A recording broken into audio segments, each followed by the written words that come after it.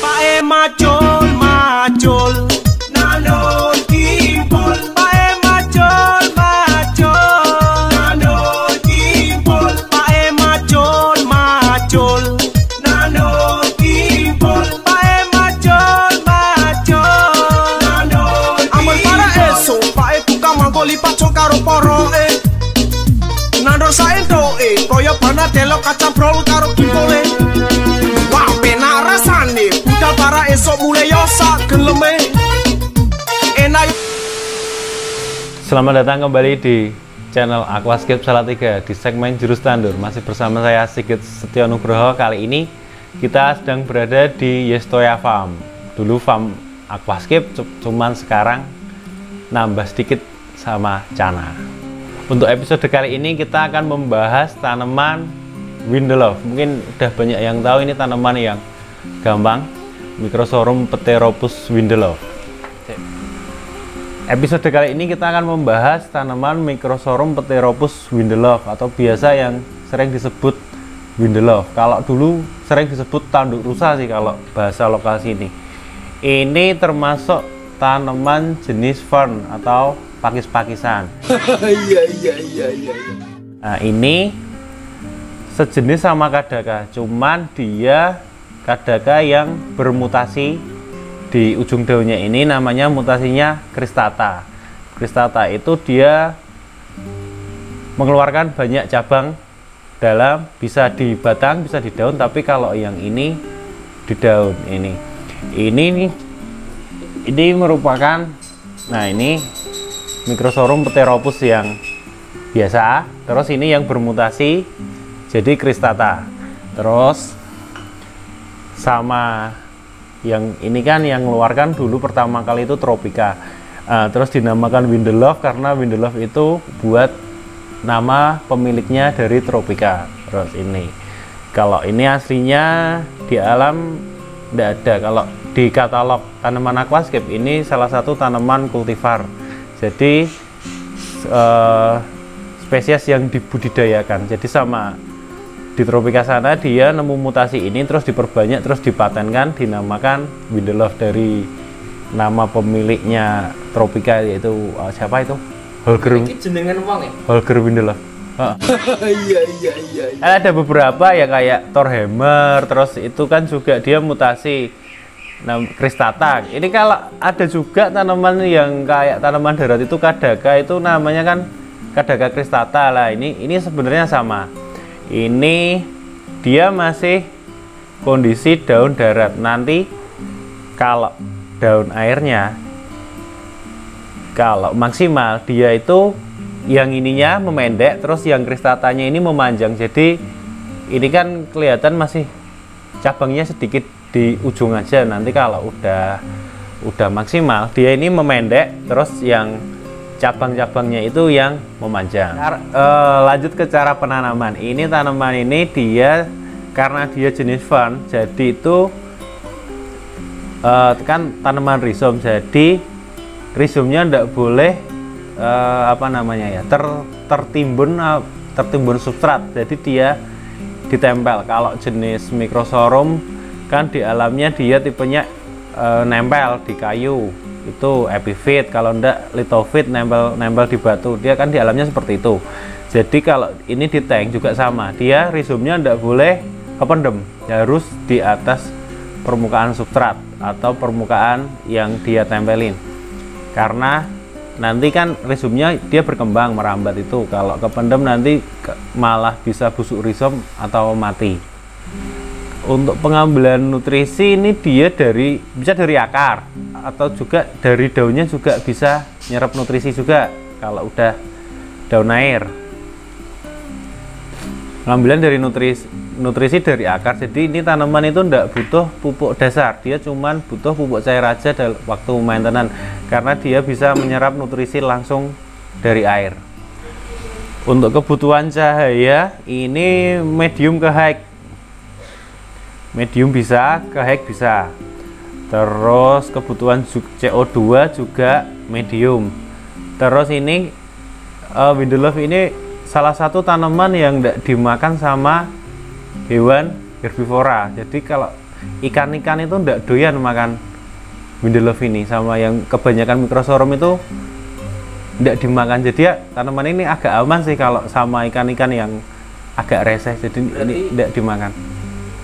Predator aman ya? Aman. Herbivore pun aman. Untuk penghobi cana, penghobi ikan predator Bisa itu. Ini ikan-ikan yang makan daun pun ndak doyan sama ini. Ana racun deh. Nggak tahu kenapa, tapi ini ikan-ikan itu ndak doyan, jadi agak aman sih ini. Untuk pengembangbiakan tanaman ini bisa melalui pemotongan rizom. Jadi kalau rizom dipotong, asal ada rizomnya, nanti dia numbuh. Terus sama biasanya nanti keluar tunas adventif. Jadi dari daun-daun ini nanti bisa keluar anakan dari daun-daunnya ini. Nanti keluar anakan. Terus kalau di kondisi darat dia pakainya spora. Jadi spora nanti menyebar di sungai, itu nanti nempel-nempel di batu terus numbuh. Karena dia kan jenisnya fern, pakis-pakisan. Filter sporanya kok. Kalau biasanya di darat sih kalau spora. Oh iya, Dia kan numbuhnya enggak numbuh biasanya. Cuman nanti kalau daun tua, kalau enggak ini daun yang udah tua diambil aja. Misal mau diperbanyak itu ditaruh di di air, dikasih keranjang, itu dikambang-kambangin, nanti bisa keluar anakan dari daunnya. Untuk penyakit ini, hambanya ini kalau tanaman Windelove dan kawan-kawan itu biasanya dia ada kutil. Itu penyebabnya apa juga belum tahu. Penanganannya gimana juga itu susah. Biasanya kalau untuk pencegahannya, kalau udah terindikasi kutilan itu dipotong daunnya. Dipotong, dibuang aja. Kalau enggak nanti menyebar lebih parah. Cuman itu pun enggak 100% bisa buat ngilangin penyakit itu. Walaupun yang udah kutilan dibuang, biasanya nanti keluar lagi. Ya itu masih misteri yang belum terpecahkan gitu. Mungkin kalau ada yang tahu mungkin bisa berbagi pengalaman ya di kolom komentar. Susah ini. Kutilan kecil-kecil. Iwak anu ya rasa apa? Ora ketok Cairan-cairan apa? Betadin. Itu paling penyakitnya sing menjengkelkan itu kutil itu. Kalau lainnya itu enggak terlalu sih. Ini tanaman yang masuknya tahan banting. Tahan banting. Banting jedian. Enggak apa-apa ini dibanting. Potnya yang pecah kali. Untuk penempatan dalam akuarium, dalam layout biasanya ini masuk ke midground, kalau enggak background, tergantung temanya. Kalau bagus cocok untuk settingan model-model hutan jungle yang banyak fern, banyak tanaman pakis-pakisnya, dikombinasi sama Anubias, Bolbitis, terus Microsorum yang lain, yang tipe-tipe pakis-pakisan itu, sama kasih kayu-kayu yang model-model driftwood itu, dia bagus karena bisa kayak mengeluarkan efek hutannya itu dapat. Jadi kayak kayak pakis-pakis liar di hutan itu, nanti kalau udah rapat bagus.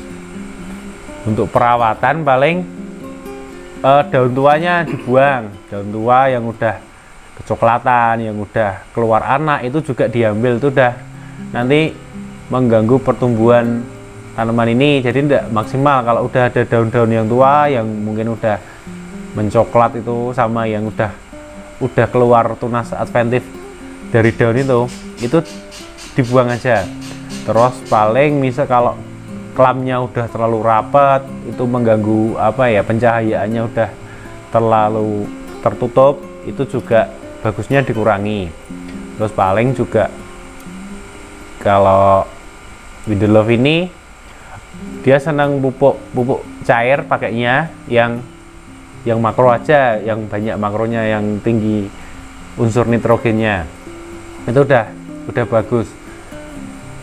Terus juga arus juga penting, kasih arus yang cukup, paling gitu aja.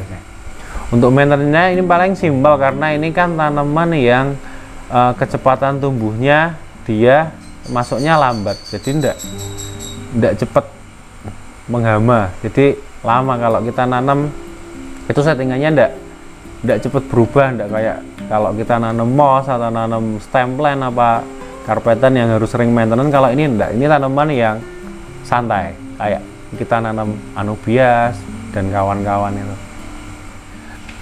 Oke, terima kasih sudah menyaksikan video jurus tandur untuk episode kali ini. Jangan lupa like, komen, dan subscribe untuk perkembangan channel Aquascape Salatiga. Kalau mungkin ada yang masih ditanyakan atau ada kritik dan saran, bisa disampaikan di kolom komentar. Terima kasih. Atau bisa kontak langsung kita nih, main ke sini. Yes, to ya, Pam.